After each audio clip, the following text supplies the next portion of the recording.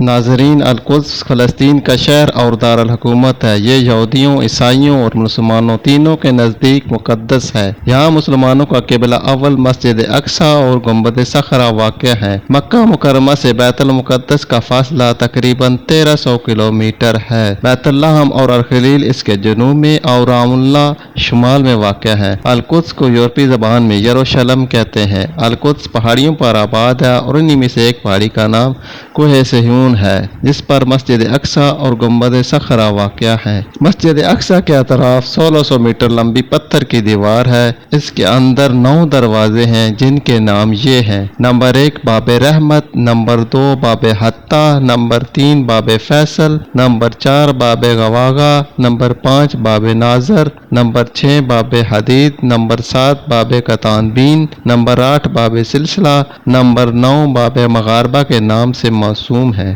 مسجد اقصی کی بنیاد مکہ مکرمہ کی بنیاد ڈالنے کے 40 سال بعد حضرت سیدنا آدم علیہ السلام یا ان کی اولاد میں سے کسی نے ڈالی۔ پھر اس کی تعمیر حضرت سیدنا سام بن نوح علیہ السلام نے۔ عرصہ دراز کے بعد حضرت سیدنا داؤد علیہ السلام نے بیت المقدس کی بنیاد اس مقام پر رکھی جہاں حضرت سیدنا موسیٰ علیہ السلام کا خیمہ نصب کیا گیا تھا۔ اس عمارت کے پورا ہونے سے قبل حضرت سیدنا داؤد علیہ السلام کی وفات کا وقت آ گیا تو آپ نے اپنے فرزند حضرت سیدنا سلیمان علیہ السلام کو اس کی تکمیل کی وصیت فرمائی۔ چنانچہ حضرت سیدنا سلیمان علیہ السلام نے جنوں کی جماعت کے ساتھ مسجد اقصی کو تعمیر کیا۔ حق تعالیٰ نے جن کو ایسی مخلوق بنایا ہے جو مشکل سے مشکل اور سخت سے سخت کام انجام دے سکتی ہے، اس لیے حضرت سلیمان علیہ السلام نے یہ ارادہ فرمایا کہ مسجد کے 4 جانب ایک عظیم الشان شہر آباد کیا جائے اور مسجد کی تعمیر بھی از سر نو کی جائے۔ ان کی خواہش یہ تھی کہ مسجد اور شہر کو بیش قیمت پتھروں سے بنوائیں اور اس کے لیے بعید سے بعید اطراف سے حسین اور بڑے بڑے پتھر منگوائیں۔ ظاہر ہے اس زمانہ کے رسل و رسائل کے محدود اور مختصر وسائل سلیمان علیہ السلام کی خواہش کی تکمیل کے لیے کافی نہیں تھے اور یہ کام صرف جن ہی انجام دے سکتے تھے، لہذا انہوں نے جن ہی سے خدمت لی۔ چنانچہ وہ دور دور سے خوبصورت اور بڑے بڑے پتھر جمع کر کے لاتے اور بیت المقدس کی تعمیر کا کام انجام دیتے تھے۔ عام طور پر یہ مشہور ہے کہ مسجد اقصی بیت المقدس کی تعمیر حضرت سلیمان علیہ السلام کے زمانہ میں ہوئی، لیکن یہ صحیح نہیں ہے۔ اس لیے بخاری اور مسلم کی صحیح مرفوع حدیث میں ہے کہ ایک مرتبہ حضرت ابو ذر غفاری رضی اللہ تعالی عنہ نے نبی اکرم صلی اللہ علیہ وآلہ وسلم سے دریافت کیا: یا رسول اللہ صلی اللہ علیہ وآلہ وسلم، دنیا کی سب سے پہلی مسجد کون سی ہے؟ آپ نے فرمایا مسجد حرام۔ ابو ذر رضی اللہ تعالی عنہ نے پھر دریافت کیا: اس کے بعد کون سی مسجد عالم وجود میں آئی؟ آپ صلی اللہ علیہ وسلم نے فرمایا مسجد اقصی۔ ابو ذر رضی اللہ تعالی عنہ نے تیسری مرتبہ سوال کیا کہ ان دونوں کے درمیانی مدت کس قدر ہے؟ تو نبی اکرم صلی اللہ علیہ وسلم نے ارشاد فرمایا: دونوں کے درمیان 40 سال کی مدت ہے۔ حالانکہ حضرت سلیمان علیہ السلام اور حضرت ابراہیم علیہ السلام بانی مسجد حرام کے درمیان 1000 سال سے بھی زیادہ مدت کا فاصلہ ہے۔ اس لیے حدیث کا مطلب یہ ہے کہ جس طرح حضرت ابراہیم علیہ السلام نے مسجد حرام کی بنیاد رکھی اور وہ مکہ کی آباد کاری کا باعث بنی، اسی طرح حضرت یعقوب علیہ السلام نے مسجد بیت المقدس کی بنیاد ڈالی اور اس کی وجہ سے بیت المقدس کی آبادی وجود میں آئی۔ پھر عرصہ دراز کے بعد حضرت سلیمان علیہ السلام کے حکم سے مسجد اور شہر کی تعمیر کی تجدید کی گئی اور جنوں کی تسخیر کی وجہ سے بے نظیر اور شاندار تعمیر عالمی وجود میں آئی، جو آج تک لوگوں کے لیے باعث حیرت ہے کہ ایسے دو پیکر پتھر کہاں سے لائے گئے، کس طرح لائے گئے اور جر ثقیل کے وہ کون سے آلات تھے جن کے ذریعے ان کو ایسی بلندیوں پر پہنچا کر باہم اتصال پیدا کیا گیا۔ علیہ السلام کے لیے بیت المقدس کے علاوہ اور بھی تعمیرات کی، بعض ایسی چیزیں بنائی جو زمانہ کے لحاظ سے عجیب و غریب سمجھی جاتی تھی۔ بیت المقدس مسلمانوں کا قبلہ اول ہے۔ ہجرت کے 16 سے 17 ماہ تک نبی کریم صلی اللہ علیہ وسلم بیت المقدس یعنی مسجد اقصی کی جانب رخ کر کے ہی نماز ادا کرتے تھے۔ پھر طویل کعبہ کا حکم آنے کے بعد مسلمانوں کا قبلہ خانہ کعبہ ہو گیا۔ مسلمانوں کے نزدیک مسجد حرام مقام اور مسجد نبی کے بعد تیسرا مقدس ترین مقام مسجد اقصی ہے۔ مقامی مسلمان اسے المسجد الاقصی یا حرم القدس شریف کہتے ہیں۔ یہ مشرقی یروشلم میں واقع ہے جس پر اسرائیل کا قبضہ ہے۔ یہ یروشلم کی سب سے بڑی مسجد ہے جس میں 5000 نمازیوں کی گنجائش ہے، جبکہ مسجد کے صحن میں بھی ہزاروں افراد نماز ادا کر سکتے ہیں۔ نبی کریم صلی اللہ علیہ وسلم سفر معراج کے دوران مسجد حرام سے یہاں پہنچے تھے اور بیت المقدس میں تمام انبیاء کی نماز کی امامت کرنے کے بعد براق کے ذریعے 7 آسمانوں کے سفر پر روانہ ہوئے۔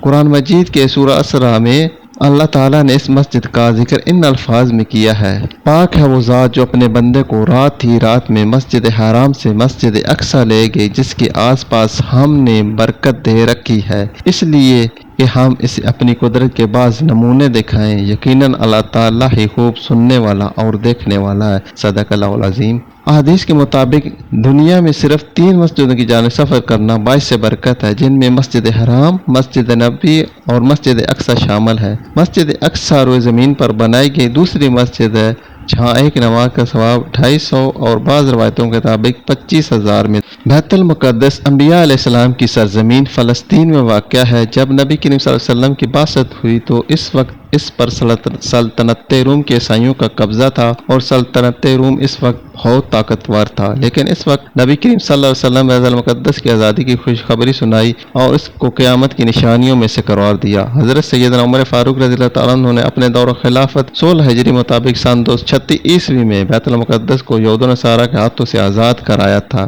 اس دور میں بہت سے صحابہ نے تبلیغ اسلام اور اشاعت دین کے خاطر بیت المقدس میں اقامت اختیار کی۔ سن 66 ہجری اور 86 ہجری کے درمیان خلیفہ عبد الملک بن مروان نے مسجد اقصی کی تعمیر شروع کرائی اور سن 86 ہجری اور 96 ہجری کے درمیان ان کے صاحبزادے خلیفہ ولید بن عبد الملک نے اس کی تعمیر مکمل کی اور اس کی تعزین و آرائش کی۔ عباسی خلیفہ ابو جعفر منصور نے بھی اس مسجد کی مرمت کرائی۔ بیت المقدس کی یہ مقدس سرزمین تقریباً عباسی دور تک مسلمانوں کو ماتحت رہی، پھر جیسے جیسے اس میں آپسی اختلافات و انتشار، خانہ جنگی، سیاسی فتنوں اور باطنی تحریکوں کی وجہ سے عباسی حکومت کمزور پڑنے لگی تو گھات میں بیٹھے ہوئے صلیبیوں کو موقع مل گیا اور ادھر فاطمی حکومت نے بھی اپنی حکومت کی مضبوطی اور استحکام اور شام سے سلجوکیوں کے خاتمے کے بعد ان صلیبیوں سے مدد طلب کی اور انہیں کئی طرح کی سہولتیں فراہم کر دیں اور بیت المقدس میں آنے جانے کی اجازت دے دی۔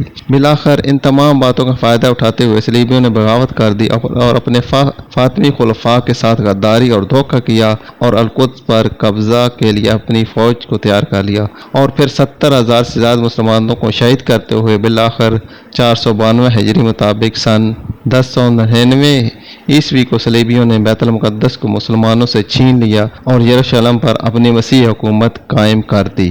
پہلی صلیبی جنگ کے بعد جب عیسائیوں کا بیت المقدس پر قبضہ ہو گیا تو انہوں نے مسجد اقصی میں بہت رد و بدل کیا۔ انہوں نے مسجد میں رہنے کے لیے کئی کمرے بنا لیے اور ان کا نام معبد سلیمان رکھا، نیز متعدد دیگر عمارتوں کا اضافہ کیا جو بطور جائے ضرورت اور اناج کی کوٹھیوں کے استعمال ہوتی تھیں۔ انہوں نے مسجد کے اندر اور مسجد کے ساتھ گرجا بھی بنا لی۔ پھر اس کے بعد سلطان صلاح الدین ایوبی رحمۃ اللہ نے قبلہ اول کی آزادی کے لیے تقریباً 16 جنگیں لڑیں اور بالآخر 538 ہجری مطابق سن 1187 عیسوی میں سلطان صلاح الدین ایوبی نے اہم اور کارائیوں کے بعد بیت المقدس کو صلیبیوں سے آزاد کروا لیا اور مسجد اقصی کو عیسائیوں کے تمام نشانات سے پاک کیا اور محراب اور مسجد کو دوبارہ تعمیر کیا۔ اس طرح 88 سال بعد بیت المقدس دوبارہ مسلمانوں کے بازیابی میں آ گیا اور ارض مقدسہ سے عیسائی حکومت کا صفایا ہو گیا۔ اس طرح ارض مقدسہ پر تقریباً 761 برس مسلسل مسلمانوں کی سلطنت رہی۔ پھر پہلی جنگ عظیم دسمبر 1917 عیسوی کے دوران میں انگریزوں نے بیت المقدس اور فلسطین پر قبضہ کر کے یہودیوں کو آباد ہونے کی عام اجازت دے دی۔ یہود و نصارہ کی سازش کے تحت نومبر 1947 میں اقوام متحدہ کی جنرل اسمبلی نے دھاندلی سے کام لیتے ہوئے فلسطین عربوں اور یہودیوں میں تقسیم کر دیا، یہاں تک کہ 14 مئی 1948 میں امریکہ، برطانیہ اور فرانس کی سازشوں برداشتوں سے ارض فلسطین کے خطہ میں صہیونی سلطنت قائم کی گئی، اور جب 1948 کو یہودی نے اسرائیل کو قیام کا اعلان کر دیا تو پہلی عرب اسرائیل جنگ چھڑ گئی۔ اس جنگ کے نتیجے میں اسرائیلی فلسطین کے 78% رقبے پر قابض ہو گئے، تاہم مشرقی یروشلم، بیت المقدس اور غرب اردن کے علاقے اردن کے قبضے میں آ گئے۔ پھر تیسری عرب اسرائیل جنگ جون 1967 میں اسرائیلیوں نے بقیہ فلسطین اور بیت المقدس پر بھی تسلط جما لیا۔ اس طرح سن 1967 سے بیت المقدس پر یہودیوں نے قبضہ کر لیا اور پوری طرح ان کے قبضہ میں ہے۔ اسلام اور ملت اسلامیہ کے خلاف یہودیوں کی دشمنی تاریخ کا ایک مستقل باب ہے۔ یہود مدینہ نے عہد رسالت مآب صلی اللہ علیہ وسلم میں جو شورشیں اور سازشیں کی، اس سے تاریخ اسلام کا ہر طالب علم آگاہ ہے۔ گزشتہ 14 صدیوں سے یہود نے مسلمانوں کے خلاف، بالخصوص دیگر انسانیت کے خلاف بالعموم معادانہ رویہ اپنا رکھا ہے۔ 20ویں صدی کے حادثات و ثانیات میں سب سے بڑا ثانیہ مسئلہ فلسطین ہے۔ یہود و نصارہ نے یہ مسئلہ پیدا کر کے گویا اسلام کے دل میں خنجر گھونپ رکھا ہے۔ سن 1948 میں اسرائیل کے قیام کے بعد یورپ سے آئے ہوئے غاصب یہودیوں نے ہزاروں سال سے فلسطین میں آباد فلسطینیوں کے ان کی زمینوں اور جائیدادوں سے بے دخل کر کے انہیں کیمپوں میں نہایت ابتر حالت میں زندگی بسر کرنے پر مجبور کر دیا ہے۔ 21 اگست 1969 کو ایک آسٹریلوی یہودی ڈینس مائیکل نے قبلہ اول کو آگ لگا دی، جس سے مسجد اقصی 3 گھنٹے تک آگ کی لپیٹ میں رہی اور جنوب مشرقی جانب عین قبلہ کی طرف اس کا بڑا حصہ گر گیا۔ محراب میں موجود ممبر بھی نظر آتش ہو گئے، جسے سلطان صلاح الدین ایوبی نے فتح بیت المقدس کے بعد نصب کیا تھا۔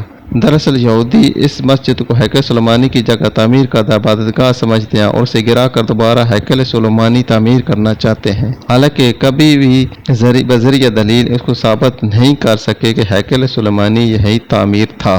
گزشتہ نصف صدی سے زائد عرصہ کے دوران اسرائیلی یہودیوں کی جارحانہ کارروائیوں اور جنگوں میں ہزاروں لاکھوں فلسطینی مسلمان شہید، زخمی یا بے گھر ہو چکے ہیں، اور لاکھوں افراد مقبوضہ فلسطین کے اندر یا آس پاس ملکوں میں کیمپوں کے اندر قابل رحم حالت میں زندگی بسر کر رہے ہیں، بلکہ غزہ تو مکمل ایک زندان بن چکی ہے، اور اقوام متحدہ اور اس کے کرتا دھرتا امریکہ اور یورپ کے ممالک یہودیوں کے سرپرست اور پشتیبان بنے ہوئے ہیں۔ افسوس کا مقام ہے کہ بعض نام نہاد مسلم ممالک اپنی ذاتی حقیر مفادات اور اپنی چند روزہ شان و شوکت اور عارضی کرسی کے بقا کی خاطر یا تو ان دشمنان اسلام کی حمایت کر رہی ہیں یا خاموش تماشائی بنی ہوئی ہیں۔ لیکن یہ یہود اور اس کے ہوارے یاد رکھیں کہ شام جو زمانہ قدیم میں لبنان، فلسطین اور اردن اور شام کی زمین پر مشتمل تھا، جہاں آج یہ یہود قابض ہیں، حدیث کے مطابق قرب قیامت میں وہاں اسلام کا غلبہ ہوگا اور ایمان اور اہل ایمان فتنوں کے اس دور میں زیادہ تر شام کے علاقوں میں ہی ہوں گے۔ فتنوں کے اس زمانے میں اہل اسلام کے مختلف علاقوں میں مختلف جماعتیں اور لشکر ہوں گے۔ اس دور میں آپ صلی اللہ علیہ وسلم نے شام اور اہل شام کے لشکر کو اختیار کرنے کی ترغیب دلائی، کیونکہ اس دور میں ان کی حفاظت کی ذمہ داری اللہ تعالیٰ نے لی ہوگی۔ یہ حضرت مہدی علیہ السلام اور حضرت عیسیٰ علیہ السلام کا لشکر ہوگا، اور آخری وقت زمانہ قرب قیامت میں خلافت اسلامیہ کا مرکز و محور ارض مقدسہ ہوگی۔ قیامت سے قبل مدینہ منورہ ویران ہو جائے گا اور بیت المقدس آباد ہوگا، تو یہ زمانہ بڑی لڑائیوں اور فتنوں کا ہوگا، اور اس کے بعد دجال کا خروج ہوگا۔ دجال شام اور عراق کے درمیان میں سے نکلے گا۔ دجال کا فتنہ اس امت کا سب سے بڑا فتنہ ہے، اس سے ہر نبی نے اپنی قوم کو ڈرایا، مگر دجال مکہ، مدینہ، بیت المقدس اور کوطور میں داخل نہیں ہو سکے گا۔ سیدنا عیسیٰ علیہ السلام کا نزول بھی انہی علاقوں میں دمشق کے مشرق میں سفید مینار کے پاس ہوگا، اور دجال کو باب لد کے پاس قتل کریں گے۔ باب لد فلسطین کے علاقے میں بیت المقدس کے قریب ہے، جس پر اسرائیل غاصب نے قبضہ کر رکھا ہے۔ اس طرح فتنہ یاجوج ماجوج کی ہلاکت اور انتہا بھی بیت المقدس کے قریب جبل الخمر کے پاس ہوگی۔ یہ بات روز روشن کی طرح آیا ہے کہ قیامت اس وقت قائم نہیں ہوگی جب تک یہودیوں کو صفحہ ہستی سے مٹا نہ دیا جائے۔ آج پوری دنیا سے یہودی اپنے مقتل اسرائیل میں جمع ہو رہے ہیں۔ قیامت سے پہلے یہ وقت ضرور آئے گا کہ مسلمان یہودیوں کو چن چن کر قتل کریں گے، اور ایک بار پھر اللہ تعالیٰ کے حکم سے قیامت کے قریب حضرت امام مہدی علیہ السلام، حضرت عیسیٰ علیہ السلام کے ظہور کے بعد ایک مومن جماعت کے ہاتھوں زور شمشیر مسلمانوں کا قبلہ اول بیت المقدس فتح ہوگا۔ بیت المقدس اور فلسطین کے موجودہ حالات سے یہ بات واضح ہے کہ وہ وقت اب قریب ہے، لہذا مسلمانوں کو چاہیے کہ وہ قبلہ اول کی حفاظت اور آزادی کے لیے ہمہ وقت تیار رہیں، اور اپنی نسلوں کو اس کی تاریخ سے واقف کرواتے ہوئے اس کی بازیابی کے لیے تیار کریں۔